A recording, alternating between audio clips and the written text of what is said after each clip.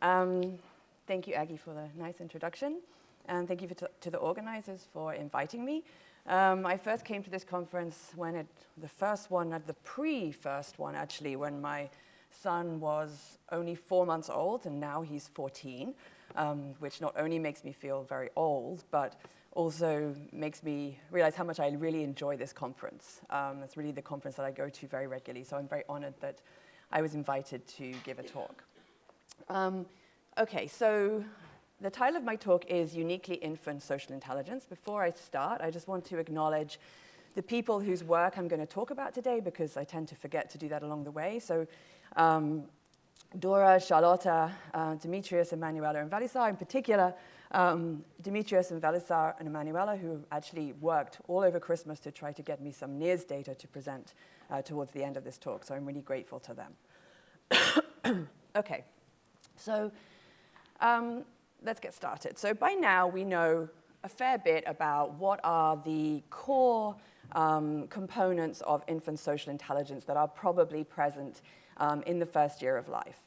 So it's pretty well established that very young infants, possibly from birth, can detect communicative signals, particularly when someone is looking at them, and that they can follow the attention of others. So there is lots of evidence for detecting communicative signals. Probably these are subserved by subcortical mechanisms.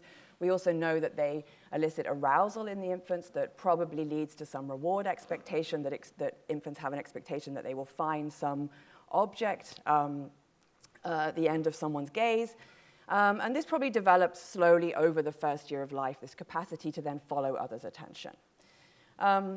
We also know that infants can attribute agency to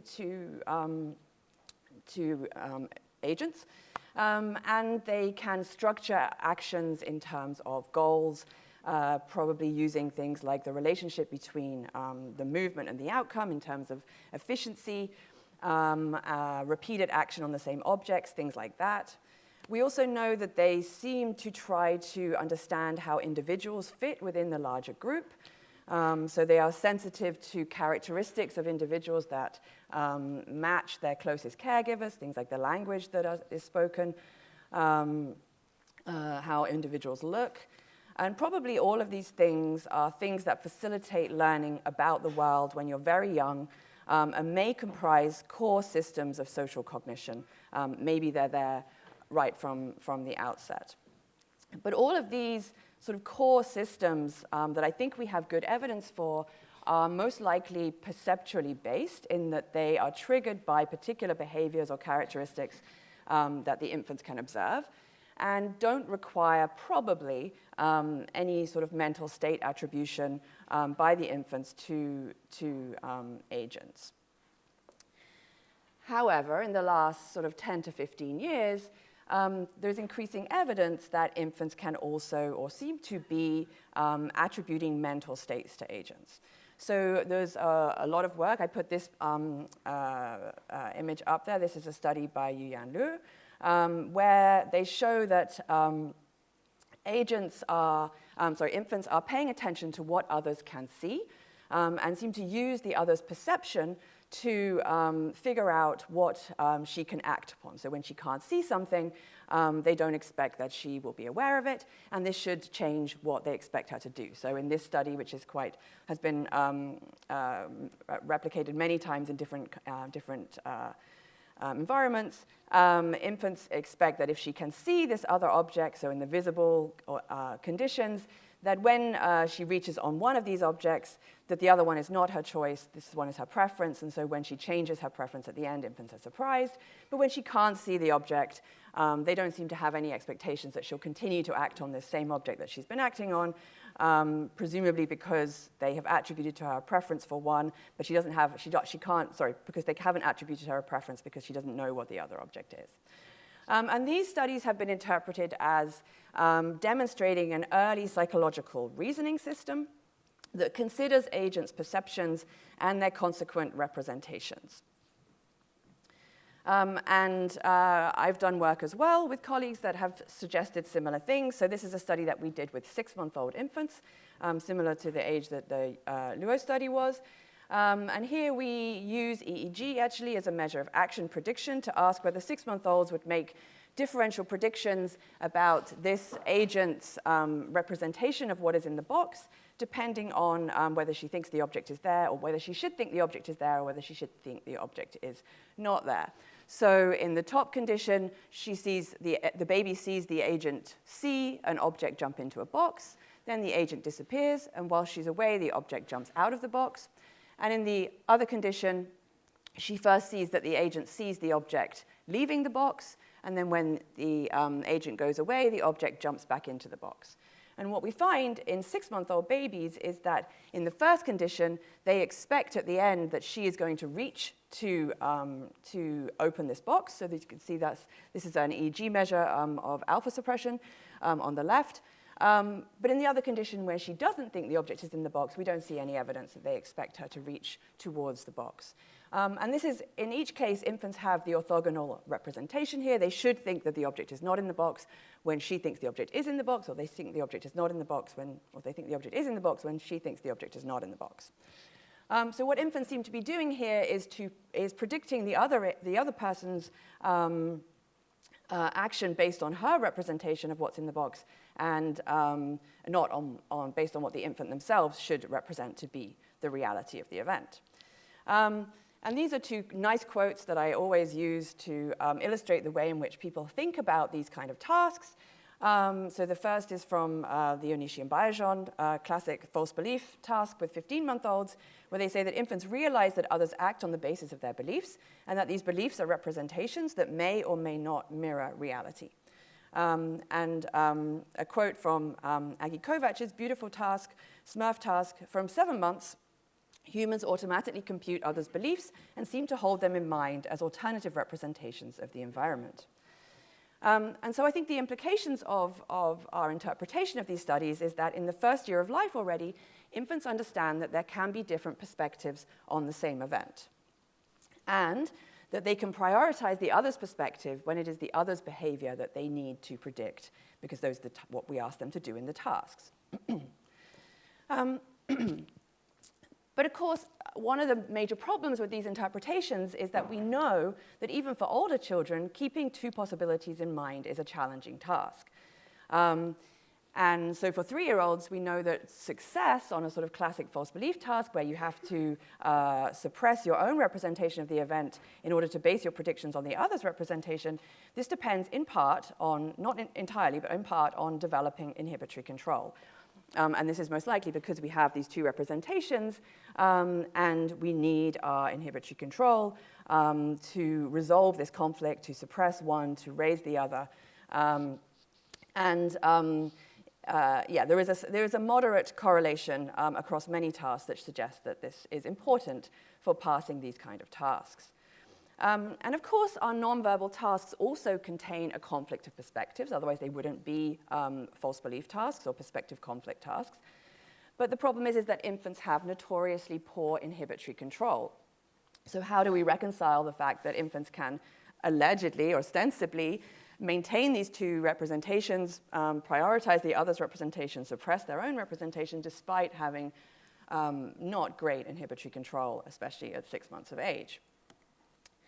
And so the workaround for reconciling this puzzle is to suppose, as Bayajon and Apperly and Butterfield do, that nonverbal tasks, the nature of the task being nonverbal, activates a core module for theory of mind that is sort of encapsulated from the demands of executive function and selecting between representations, and just allows infants to track the other's false belief. But the problem with this is that we know that if we give these kind of nonverbal tasks that we designed for babies to adults, that they are not immune to cognitive load. So they're not immune to the need for executive functions and inhibitory control. So this is a task by a paper by Schneider and colleagues, where they gave basically an analogous task to adults, an eye tracking task where they look to see when someone has a false belief or a true belief, where adults will look between these two boxes when the agent returns to the scene. Under no load, low load or high load, where low load here is simply that they're simultaneously listening to a stream of letters, and in high load, they have to report on these stream of letters.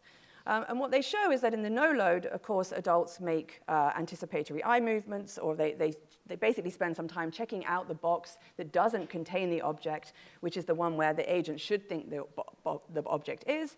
Whereas even under low load, when they've just played a stream of letters that they don't have to do anything with, this disappears. They no longer seem to show evidence of belief attribution. And under high load, they don't do much at all. So this suggests that this non-verbal belief processing that we are attributing to infants does not circumvent the need for inhibitory control and executive functions, which is problematic for the interpretation or the view that these non-verbal tasks are just taken care of with an encapsulated module that does theory of mind. Now, the other problem that I see with our interpretation is that there is many theories of theory of mind that involve a role of self-awareness or self-understanding in our ability to understand others. So several views hold the self as an inferential heuristic that we can apply to our target during perspective taking. So whether we want to call these simulation views or hybrid views, but even theory views seem to assume some understanding of like me, that the infant understands that there is a correspondence between them and the agent.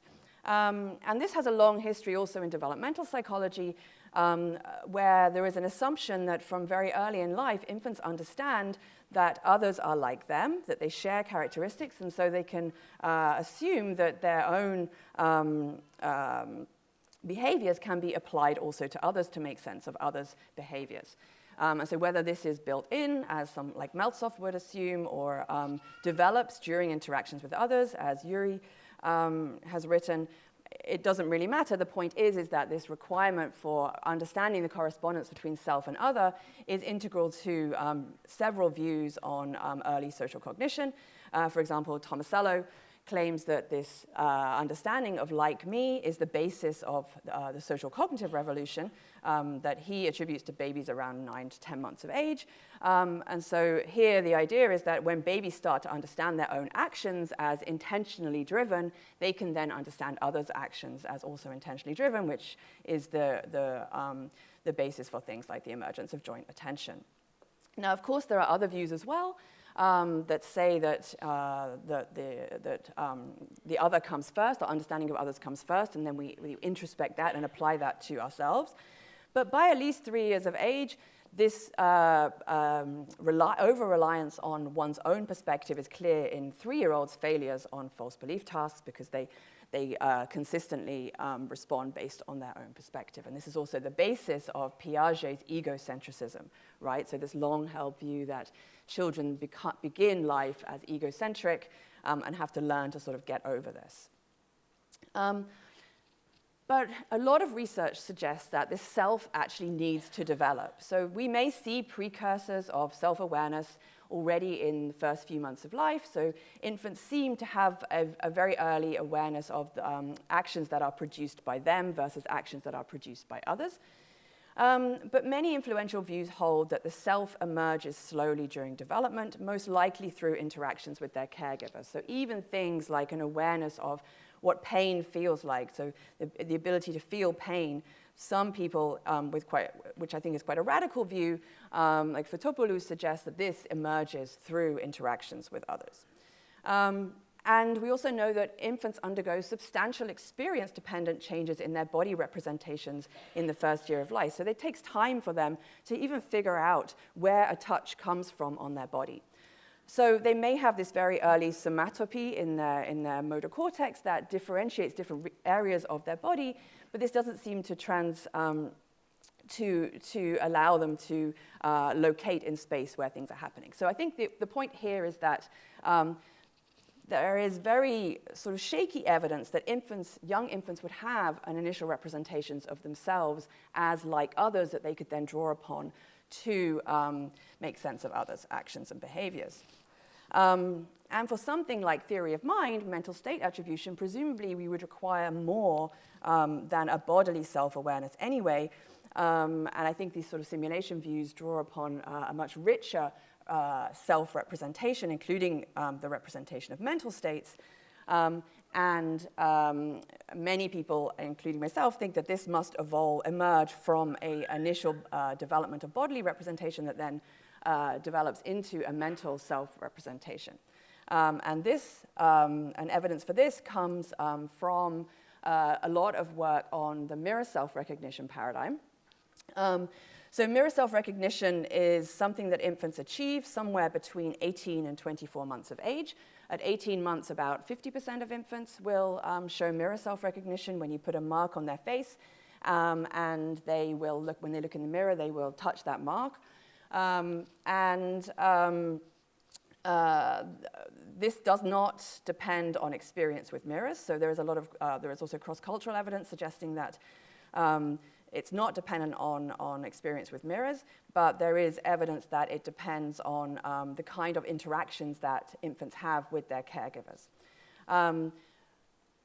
But the reason why we think mirror self-recognition is important in actually indexing a conceptual self-representation is not because of the actual action that infants have to do in the mirror. This just requires a sort of detection of correspondence between seen and felt actions. And it could just depend on a sort of physical representation of the self in the mirror. The reason we think it's important is that mirror self-recognition, or success on the mirror self-recognition tasks, correlates with many other behaviors that would ostensibly relate or seem to ostensibly relate to the capacity for thinking about the self. So for example, personal pronoun use, the point where kids start to say I when they look in the mirror. Evidence of self-conscious emotions like shame or embarrassment emerges around the same time as mirror self-recognition, as does empathic concern for others. Imitation also in infant dyads begins to emerge at around this time as well. And interestingly, I think the last one, which is memory, which is where infants who show evidence of mirror self-recognition 1 year later will better remember the location of objects, suggesting that the possibility to reference those to the self might actually aid memory for those objects, and this is well known in adults, which is known as the self-reference effect that I will talk about in a little while. We also have evidence from our group that mirror self-recognition relates to another task of self-awareness, which we call self-other comparison, where infants have to so what happens in this task is they see their parent with a sticker on their forehead, and infants can spontaneously, of course, do what they want, but they can take a sticker and put it on their own forehead. And this is a behavior that would require them to recognize that not only is there a correspondence between self and other physically, but that they do not have a sticker on their forehead, so that they're not the same as their caregiver, and motivation to bring about this alignment. So I'm actually going to show you a video of this task. This is a task developed by Dora Kampisch and Charlotte Gross-Wiesmann. So the baby comes into the room and sees the mom has a sticker.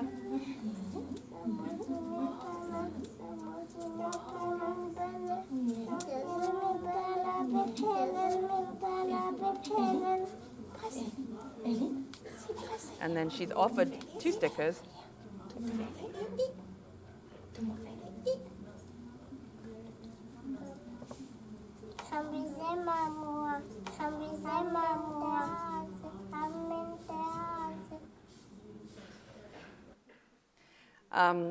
And so it's interesting, these are babies between 16 and 21 months of age, I think, and only about half of them actually do this at all. But when they do it, they put the sticker in the same place.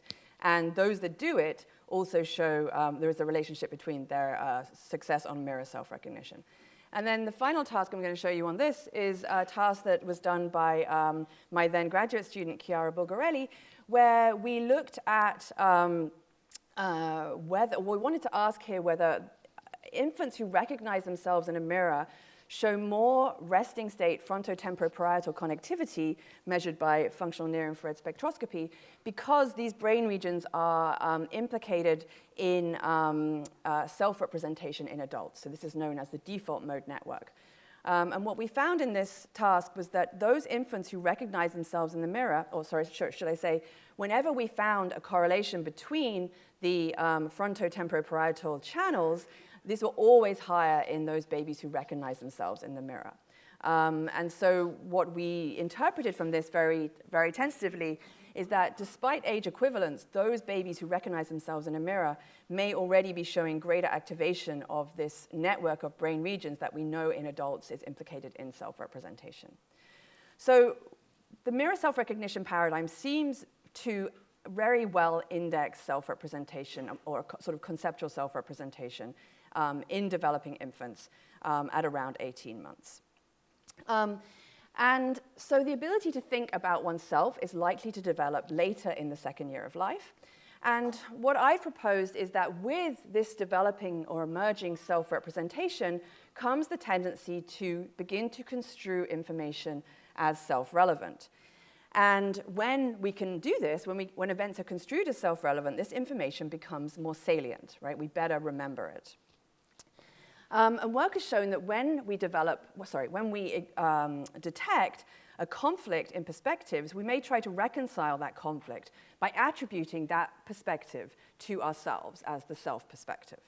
And at that point, you have these two perspectives, the other's perspective of what they've seen, and you have this self perspective that you've attributed to yourself in this perspective conflict task, and these will begin to then compete for your attention. And you have to solve that competition. So what I propose is happening with babies is that in these tasks that we give to them that they very well solve, where they look like they are thinking about the other's perspective, that they are representing her representation of the object as in the box or not in the box, they're not actually doing that. What they're doing is because they do not have this self-perspective or this self-representation, what happens in the agent's absence is not encoded as self-relevant, and it doesn't reach the kind of representational depth that is encoded based on the other's perspective. And so they don't need their inhibitory control to do this because they only have this other perspective that they're attending to. And this makes it look like infants understand others' mental states. And so I call this an altocentric bias that we see in infants or I propose that we would see in infants in the first year of life prior to the emergence of self-representation. That would be useful for babies who spend most of their time fairly immobile, at least in the first months of life, spend most of their time observing others. This absence of self-awareness would allow infants to align their attention with others to a greater degree than in older children and adults. So what I'm going to do for the rest of my talk is to test or show you our attempts to test some of the predictions based on this idea. So the idea is pretty simple. Just in the top here, you can see that there's either babies who have already achieved a self-representation or those that haven't. If they have, then they have this problem of contending with these two conflicting representations, the self and the other, in situations of perspective conflict, and then they need their inhibitory control or self-other control, depending on what you want to call it, to manage these conflicting representations. And before a certain age, before infants have developed, or before children have developed sufficiently mature inhibitory control, they tend to default to the self. The self is the most salient representation.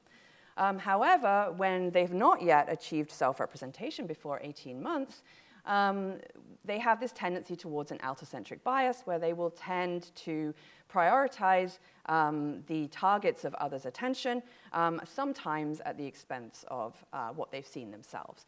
So the first prediction of this model is that we will see an initial bias in the first year of life to encode events that others have witnessed or co-witnessed with the baby over things that the baby subsequently saw themselves. The second prediction is that we will see this bias decline with age with the emergence of self-representation. And the third is that we should see evidence of a perceived perspective conflict emerging as self-representation emerges. So I'm going to show you studies that are testing each of these three hypotheses. Okay, so just to try to be very clear about what we mean by an altocentric bias, basically, this is sort of what a scene, and this you'll see because this is one of our experiments in a minute, will look like to a baby. Everything that is highlighted as interesting or valued to the baby is the agent and the agent's target of attention. So this is what gets prioritized in encoding and then remembered better. And in cases where perspectives diverge, the prediction here is infants will misremember an object in its co-witness state, which is basically the classic false belief task. So the way we tested this was we tested 8-month-old babies, and we asked whether they would misremember the object if its hiding in a location was co-witnessed by someone else. So we have a non-social condition, which is just a basic object permanence situation. The infants see first an object moving to one location, and then it comes out and it moves to the second location. And here we just test, do infants remember where the object is? And we test this by either lowering the occluder where the object just disappeared behind and showing them that there's nothing there, so that would be incongruent. Or we lower the other occluder where the object was first and show them that there's nothing there. So that would be congruent, right, if you remember where the object is. And the prediction was that, based on this account, was that if this first location is co-witnessed with another agent, or another agent sees the hiding in that first location, then even though when that agent disappears, as she does after that first hiding, and the baby now sees the object traverse to the second occluder, even though they see this, they will remember the object behind the first occluder. And so we make the opposite prediction here, that they will be more surprised when we lower the occluder behind which the object first was and now it, is revealed to be absent than behind the occluder where the object just disappeared, where we reveal it to be absent. So we predict longer looking to the incongruent outcome in the non-social and longer looking to the congruent outcome in the co-witnessed first conditions. And so this is the data for the non-social conditions, which is basically what we would expect. These are 8-month-old babies. We know they have object permanence by this point. The lines, as long as they don't overlap with 0, suggest that there's a significant or an effect. And you can see here we have two measures, first look and total looking time. So the first look is basically the look until the infant first looks away. Total looking time is total looking time. We have a stronger results throughout, actually, the 8-month-olds with first look than with total look.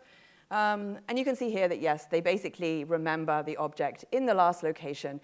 We actually have 2 non-social conditions, but I'm not going to go into the reasons why. But the point is they remember the location of the object when there's no one there. In the co-witness first condition, what we find, as we predicted, is that infants now indeed have a strong, or they seem to expect that the object is going to be behind the congruent occluder. So the fact that the line is way below 0 tells us that they are more surprised when the object is revealed to be absent behind the first location than behind the location where they've just seen it disappear. We also had another condition, which we called co-witness both, which was sort of a true belief condition that we included, where we thought this was going to be really easy for the babies because not only is the last location the co-witness location, it's also the location where they last saw the object. This caused us a lot of problems because, in fact, what happens here is the babies have no memory for the object. So whether you reveal it at the incongruent or the congruent location, they don't seem to care. So we thought, okay, maybe based on this allocentric account, maybe they've seen the agent see the object at both locations, so maybe they have a representation of the object at both locations.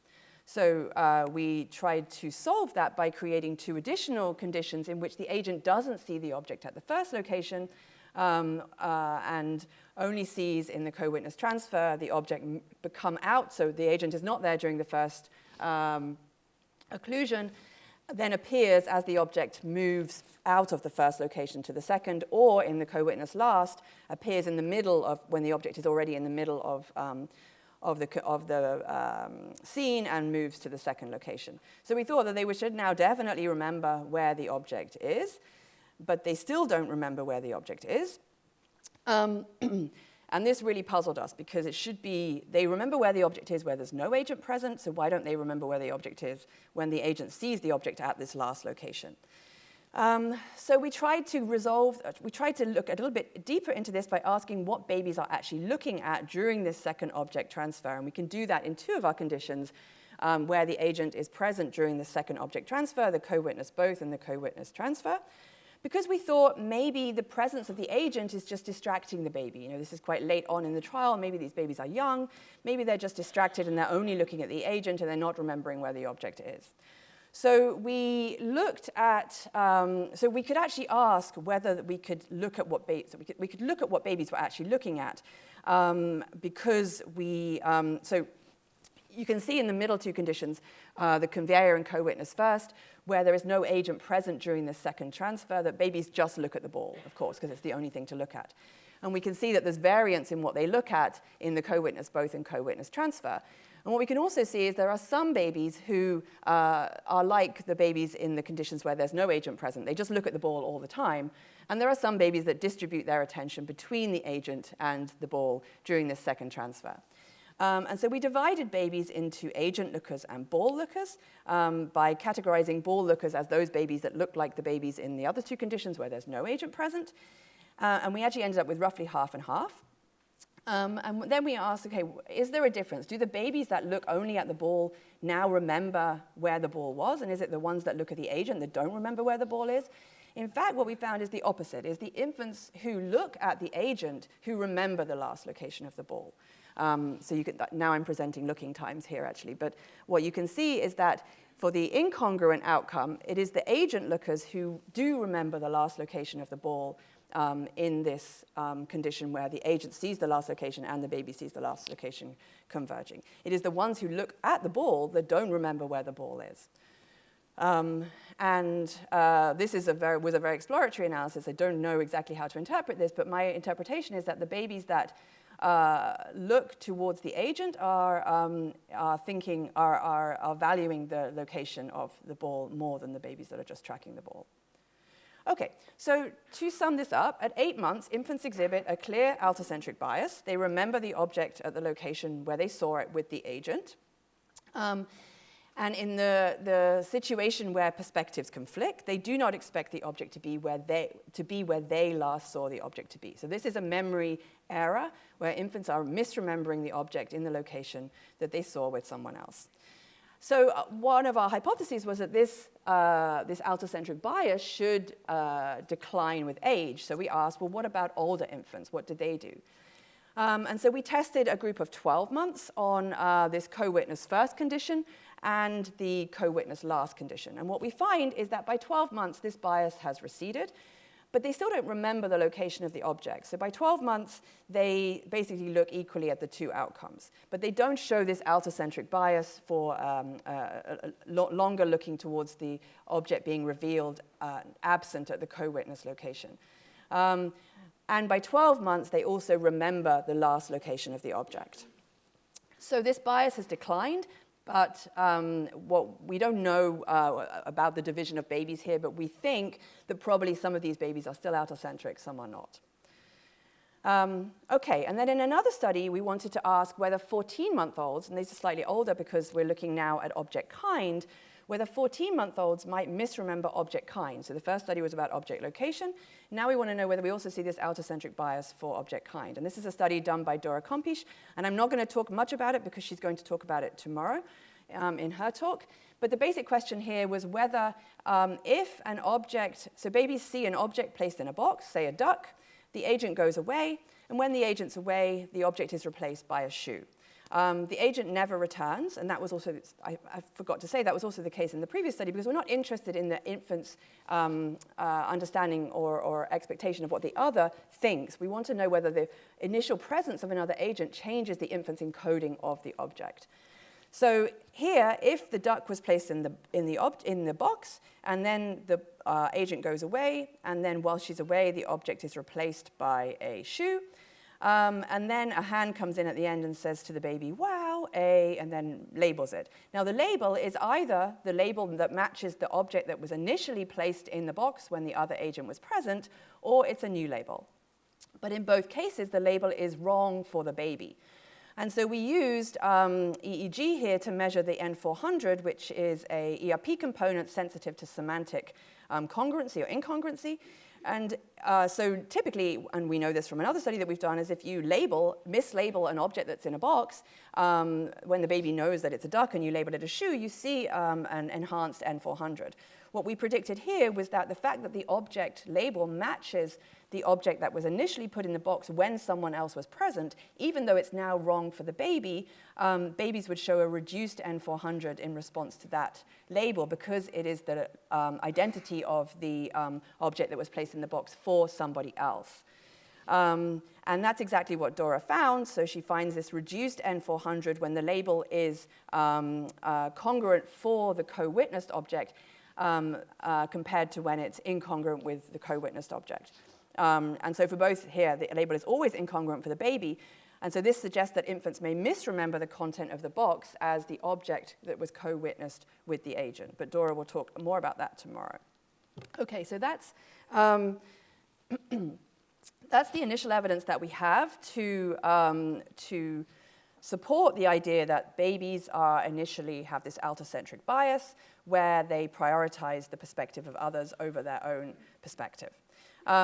Now, the study that I just showed you with the declining bias in 12-month-olds, we can say that the bias is declining, but we can't attribute it specifically to the emergence of self-representation.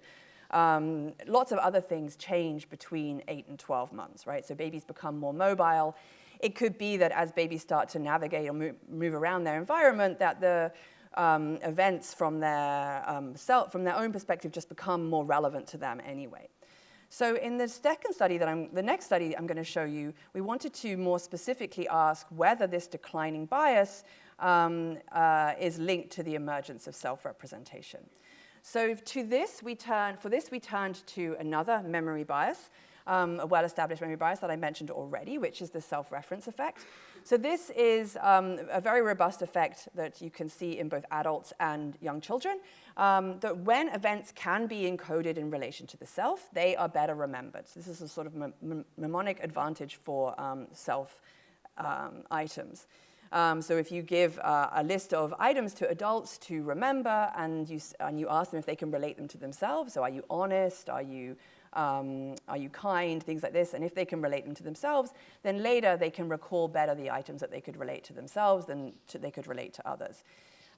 You see this self-reference advantage already present in preschool children for ownership. So if you attribute or assign objects to a child or to another child, later children will better remember the objects that had been assigned to them than assigned to another child. And I think it's pretty clear that a self-reference effect must entail a pre-existing self-awareness, right? You can't reference things to yourself unless you have a representation of the self. And so we reasoned that if these altocentric memory effects are associated with the initial absence of self-awareness, that there should be no self-reference effect before the emergence of self-awareness. And so this is a study led by Charlotte Gross-Wiesmann, where we asked whether a self-reference effect emerges with self-awareness and what happens before the emergence of self-awareness. So this is a task where an ownership manipulation task where the baby, there's a baby, and these babies are between 17 and 21 months of age. A baby sits opposite an experimenter, and the experimenter introduces novel objects to the baby and puts either objects in the baby's box or object in I think it's a monkey or a bear, I don't know, called Sven, right? So babies either get objects for themselves or Sven gets the object. And the question is, do babies remember better the objects that were given to them or to Sven? Does this depend on their mirror self-recognition status? Does this depend on their capacity for self-representation? And the way we test this is that after we've done this manipulation, they get a preferential looking task where they see these pairs of objects, either the one that they had seen or a shape-distorted version of that. The idea here being that if they've encoded the object, that they will detect the difference between this one and the shape-distorted version, looking more at one than the other. And is there a difference between self and other assigned objects? So we wanted to know whether infants who show mirror self-recognition better remember the self-allocated objects than the other allocated objects. So I can show you a video of what this task looks like. So this is in Danish, but she's saying this is your toy. Nu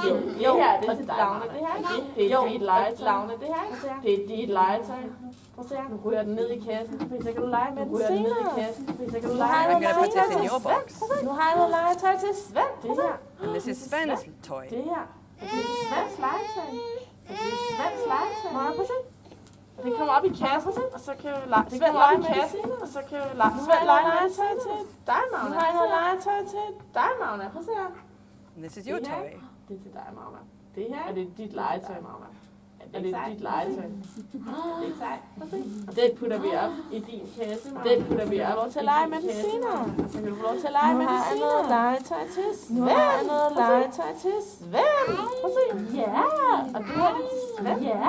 Og det her er det til Svend. Det er Svends legetøj. This is Sven's toy. Magne, prøv at se. Okay, so this goes on.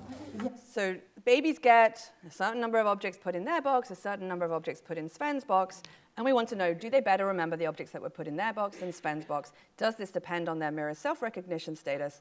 And does the object that they remember depend on their self-recognition status? So we have 34 recognizers, 37 non-recognizers.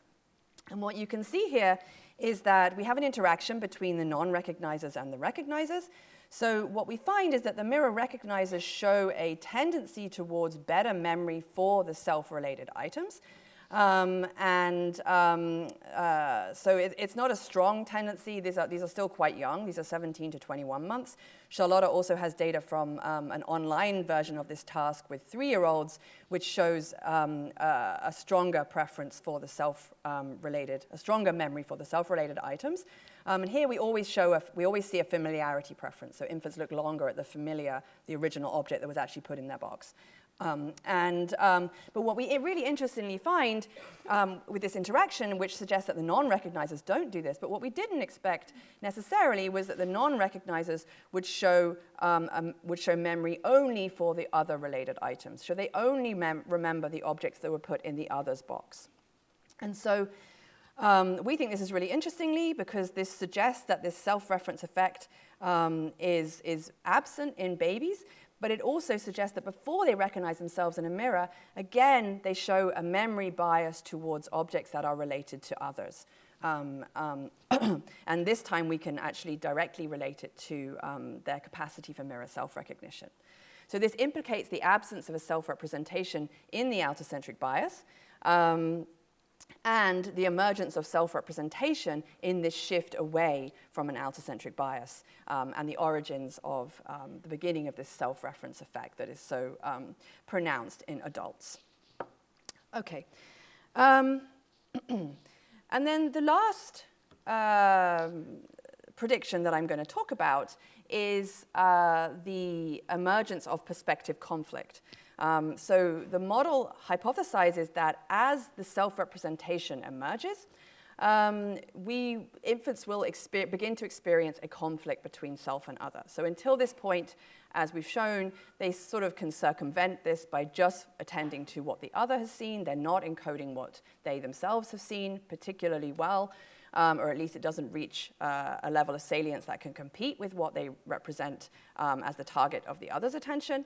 But we hypothesize that as this self-representation emerges, this is what will now create a conflict between self and other. So now they have to contend with this other representation, and I'm calling it representation, but it's just the item that is encoded as the target of the other's attention. They have this, and now they have this this other perspective that they have encoded as a self-perspective that they have to manage. And so it is then that we contend that they would need their cognitive control to manage and select between these perspectives.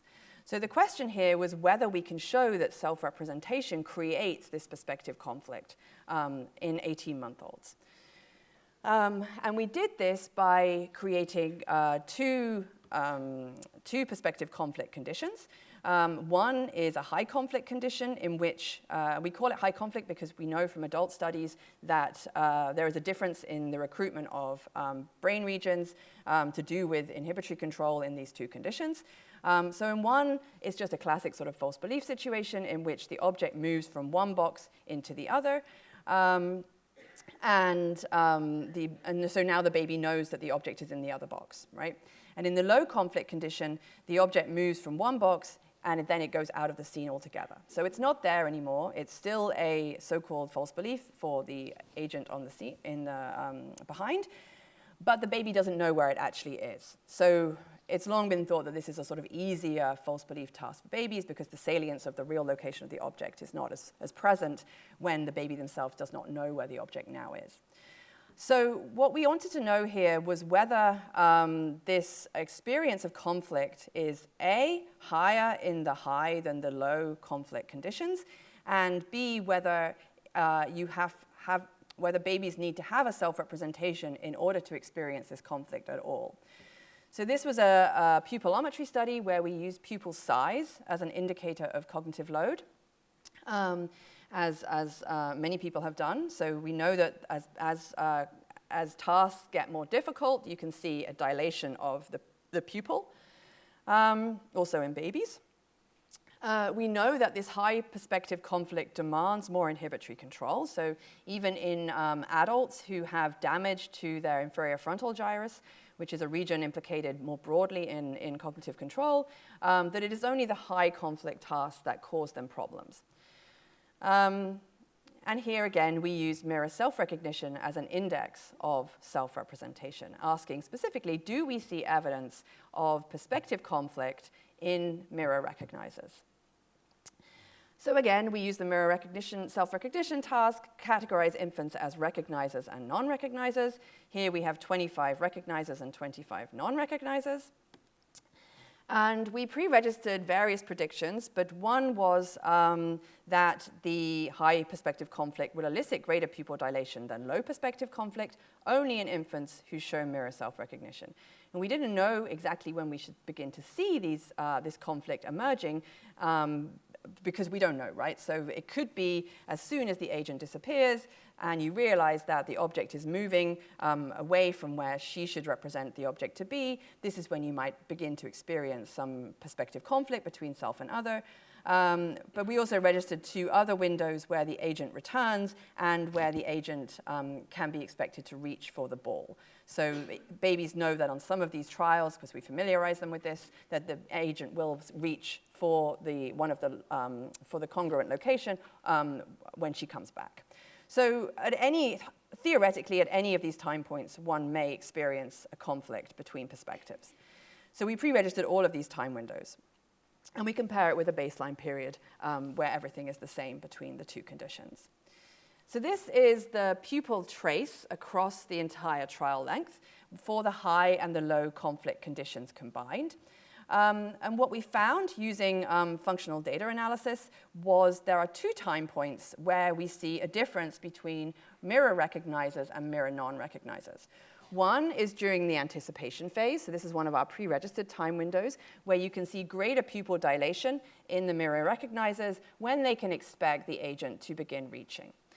And the other is in a time point just prior to the agent being occluded, where again the mirror recognizers show more pupil dilation than mirror non-recognizers. And I'll come back to this effect in a minute, but this is a task where, of course, infants see multiple trials, so they know what's going to happen. They know that the agent is about to disappear. Okay, so just to look at this last time window, then we broke it down by high and low demand conditions, because our specific prediction was that this difference between mirror recognizers and non-recognizers would be specific to the high demand, high conflict condition.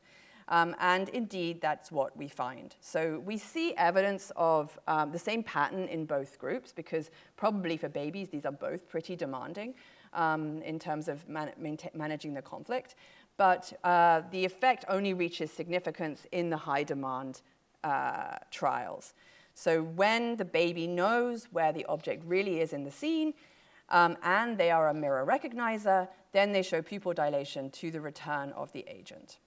So it's in this high conflict condition that, as we predicted, we see the greatest difference between recognizers and non-recognizers in pupil dilation.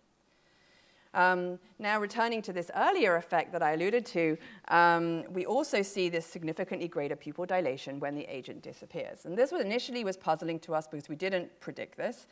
And then we looked at it a little bit more. And what we thought was that, okay, I've just skipped ahead here. What we think is going on here is that either, there are two interpretations, either it is the mirror self-recognizers that detect the significance of the disappearance of the agent, right? So because they have a self-representation, they can attribute perspectives to themselves. They can figure out that this is a significant event, the agent's going to leave, something's going to happen in her absence that is going to be relevant for her perspective. Whereas the non-recognizers, because they don't have a self-representation, they can't do this. That's one interpretation. The other interpretation is that, as we showed with the 8-month-olds, that when the agent leaves the scene, they just don't care anymore about what happens. They don't encode the object as it's leaving, moving to the second location. Here, the decrease in pupil dilation could reflect just an absence of care or attention to what happens in the agent's absence. So I think these are both possibilities. Okay, so interpretation of the study is that the recognizers exhibit greater pupil dilation when they can expect the agent to act, specifically in the high conflict condition. We propose that this reflects the detection of a conflict between self and other perspectives, only in infants who have already achieved a self-representation. And infants who do not yet have a self-representation do not exhibit pupil dilation during this time. And that this early effect, as the agent is occluded, is also only present in infants who have achieved self-representation. I've already told you what I think the two possible interpretations are, but don't think we can decide between them based on this data. And perhaps they're two sides of the same coin. Perhaps it's that it's only those who have achieved self-representation that then continue to detect the significance of the disappearance of the agent who care what happens when she's gone.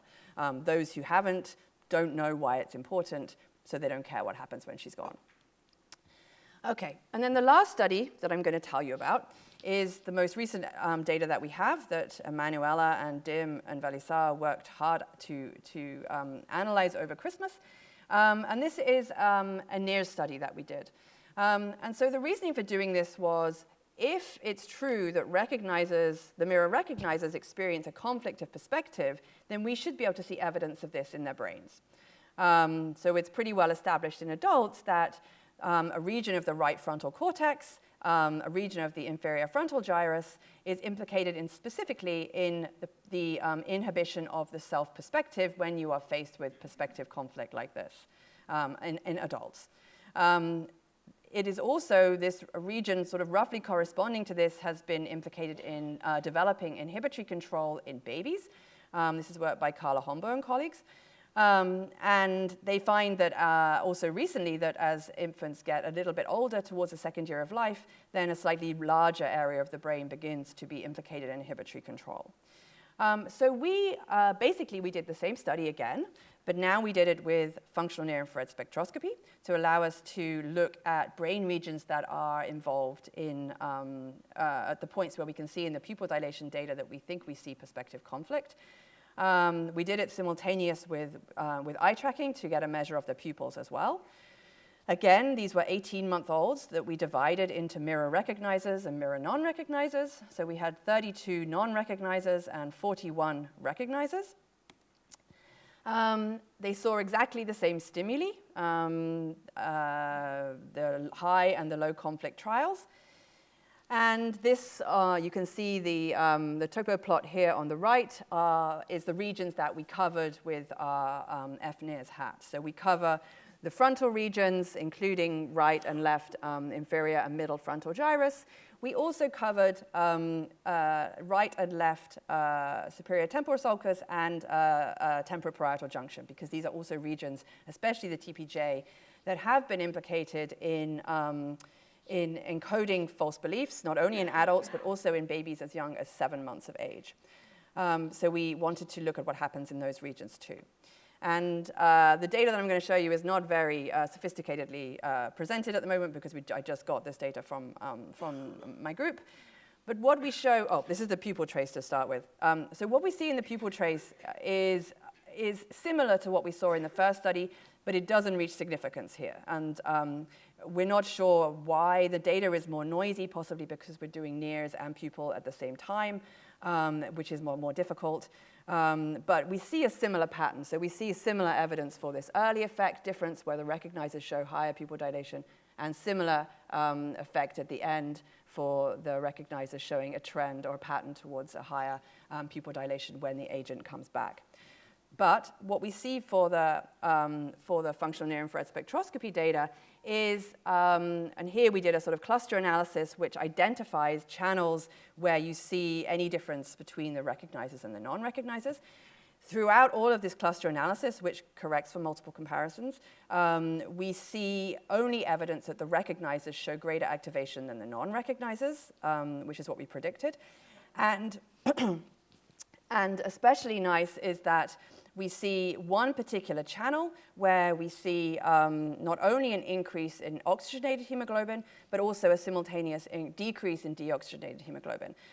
We see many other channels where we see effects in either oxygenated or deoxygenated hemoglobin. And for those of you who don't know about FNIRS, basically it gives us these two measures of blood oxygenation, and the deoxygenated hemoglobin maps more closely onto the fMRI BOLD signal. But in NIRS analysis, we tend to accept either deoxygenated or oxygenated hemoglobin as indicating brain activation. So what we can see here is specifically that we have this one channel which maps, I think, closely onto right inferior frontal gyrus that shows not only activation for greater activation not only more oxygenated hemoglobin, but also more deoxygenated hemoglobin in recognizers compared to non-recognizers, suggesting that, like with the pupil data that I showed you, it is only the recognizers that seem to be detecting this conflict between self and other. Here we see no difference between high and low conflict, at least not at this point in the analysis we've done so far. But we do see some effects in left TPJ, specifically in oxygenated hemoglobin, where there is more activation in this region, this sort of classic theory of mind region, in recognizers than non-recognizers. But I think most compelling is the right inferior frontal gyrus region, because this is specifically implicated in adults in self-perspective inhibition. So fits quite nicely with what we're suggesting is happening in the mirror recognizers, that they are confronted with this conflict perspective, this perspective conflict that they then have to manage, probably not successfully at this age. This is just a quick image of the pupil trace where you can see that this one specific channel, we have these effects. Okay, so just to try to interpret a little bit then, we have converging evidence from pupillometry and functional near-infrared spectroscopy for the detection of perspective conflict only when infants are able to recognize themselves in a mirror, which provides support for our hypothesis that the emerging self-representation creates a conflict when perspectives diverge. And this suggests that prior to the emergence of self-representation, infants are not detecting this conflict. And we think that due to the timing of this functional near-infrared spectroscopy effect, which happens about 5 to 6 seconds after the disappearance of the agent, that we suggest that it reflects this early effect that we see in the pupillometry, where only the recognizers seem to detect the significance of the disappearing agent. Why might this be the case? Well, going back to the two possible interpretations, or maybe they're just one interpretation of this early effect, that only infants who have achieved self-representation detect the significance of the agent becoming occluded, and those infants who haven't yet achieved self-representation attribute less significance to the event. The involvement of this right prefrontal cortex could suggest that it is detecting the unfolding conflict between self and other perspectives during this time window after the agent disappears. But in order to do that, you have to first detect the significance of the agent's disappearance. And so perhaps that's why we see these effects in the TPJ, in the left TPJ. But of course, it's NIRS, so we can't look at the differential timing of these effects. But that's a speculation. Okay, so I'm going to finish. So what I tried to show you is evidence that supports each of the predictions that we made based on this model of early alpha-centric bias. We show that infants have a bias, at least in the first year of life, they have a bias to encode co-witnessed over self-witnessed events. This bias declines with age, and we can show that it disappears or it declines with the emergence of self-representation. In the second studies I showed you with the self-reference effect. And in the final set of studies, we can show that this perspective conflict emerges as self-representation emerges. And so why do I call it uniquely infant social intelligence? So early infancy seems to be this alpha-centric period, which then gives way as the self-representation emerges. So it is a period in which infants encode and remember events cued by others, and sometimes at the expense of events that occurred in the absence of others. And I think that it's the absence of self-awareness initially in the first year and a half of life that allows infants' attention to be directed by others' attention most easily. And so I think this data also tells us that egocentrism is really not the point of departure for cognitive development, as Piaget's theory would have us believe, although of course he didn't ever test infants, right? So this was not a theory about infancy, this was a theory about early cognition. But I think that egocentrism is something that emerges with age and probably as a consequence of the emerging self-representation. And at this point, children will need sufficiently mature inhibitory control to be able to suppress the self-perspective.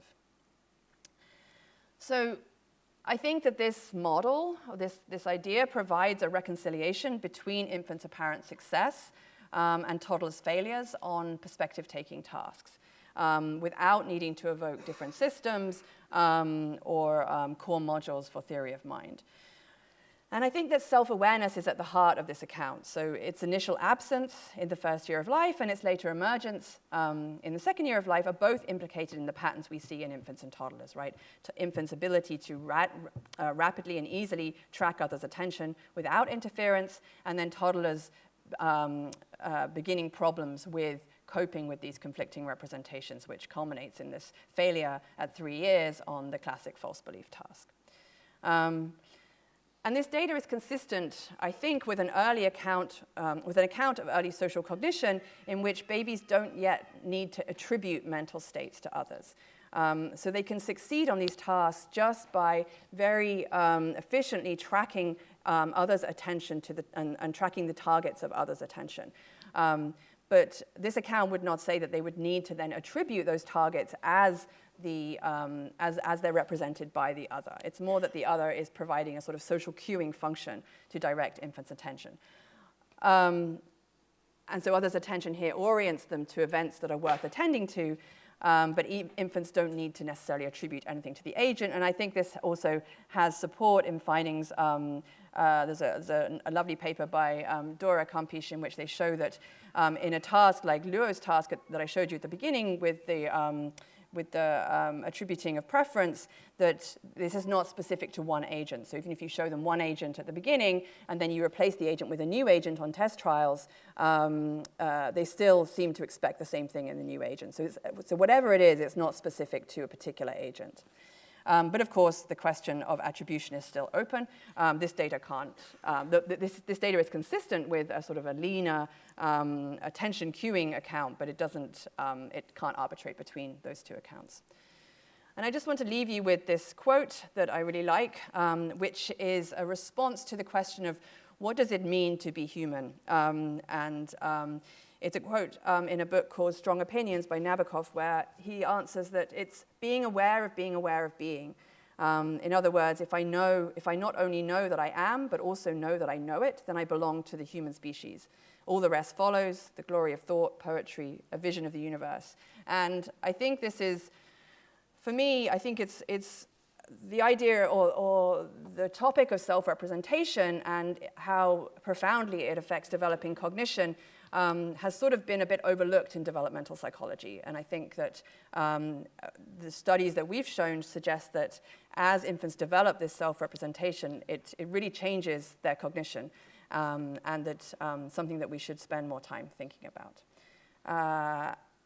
And I just want to finish by saying thank you to all of my group and to the funders and to the babies and their parents. Thank you.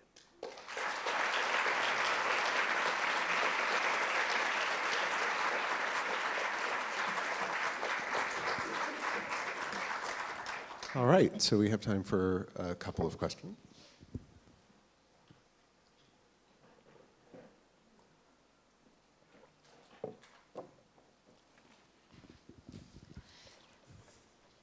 Me? Well, thank you for the wonderful talk and for the really exciting results. I had a question about the NIRS data. In your conclusion, when you summarized the pupil and the NIRS data, you said that there's no evidence for conflict in the non-mirror recognizers. However, what you showed, the data shows that actually the mirror recognizers show more conflict or evidence for more conflict. It doesn't mean that the non-recognizers show no evidence for conflict, except if you find this in the NIRS data. I guess in the NIRS data, you can look only the non-recognizers, whether they show activation in this frontal area. Did you look at that, or do you? You mean whether the non-recognizers show any increase relative to baseline? Or? Relative to baseline. Yeah, so we haven't looked at it yet. We literally just did this. So you're right that we can't say that there's no evidence for a perception of conflict in the non-recognizers. I can only say that there's in the pupil dilation data, it doesn't look like anything changes. Let me go back. It doesn't look like anything much changes. It continues to go down. But yes, of course, we can't say that there's no detection of conflict at all in the non-recognizers. I don't think there is, but I can't say that from the data. You're right. Yeah.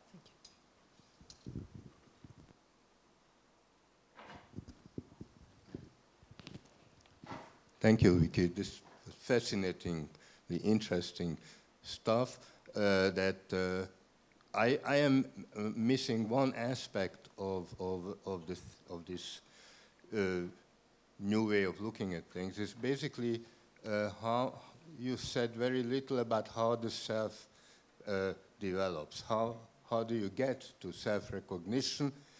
You mentioned something about social interactions are causally influencing mirror self-recognition. And I would just ask one more thing about mirror self-recognition, that is great apes do mirror self-recognition while other species do not. So I wonder what you would speculate about great apes and the causal determinants of self-development and self-perspective. Yeah. So on the second question first about great apes, yeah, absolutely, and not only great apes, actually, like dolphins and several other species seem to, and you can train monkeys to do it too. It's not, I think the thing here is that it's probably, it's necessary but not sufficient for a self-awareness. So I think that if you look at what actually is required for mirror self-recognition, it's essentially a detection of the correspondence between movement that you feel and movement that you see, right? And we know also from other studies that we've done that we haven't published that yet, that this is how infants detect the self in the mirror. So you can see them doing more movement to try to sort of test, is this me? And so I think that this is the thing with the mirror self-recognition task, is that it could just be that. It could just be a detection of a bodily self-recognition, that there is something about this correspondence between what I feel and what I see, and this makes me pay more attention to it.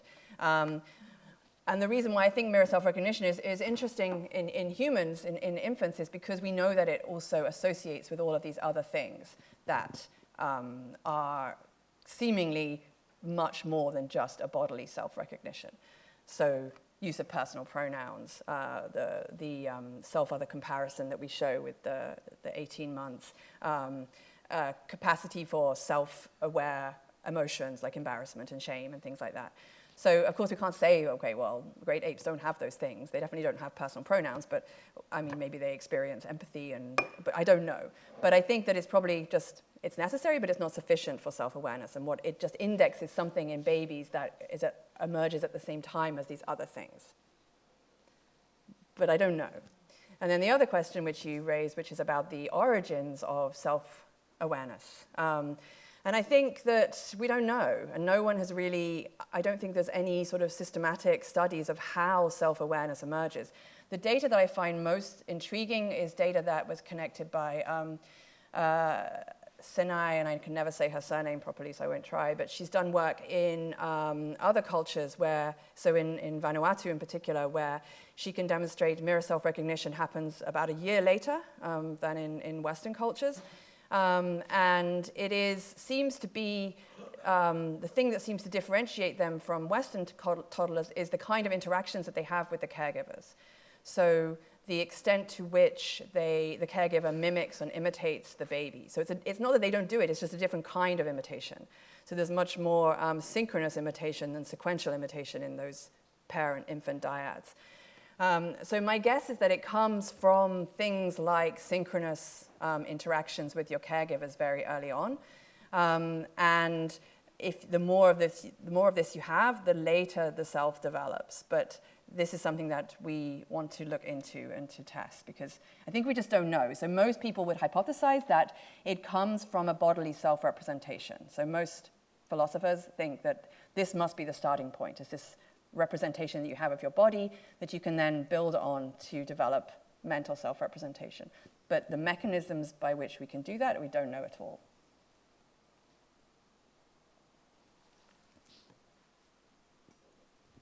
All right. Well, with that, let's thank Victoria again for. Oh, we have time for a quick one. Sure. Thank you. It's a beautiful talk.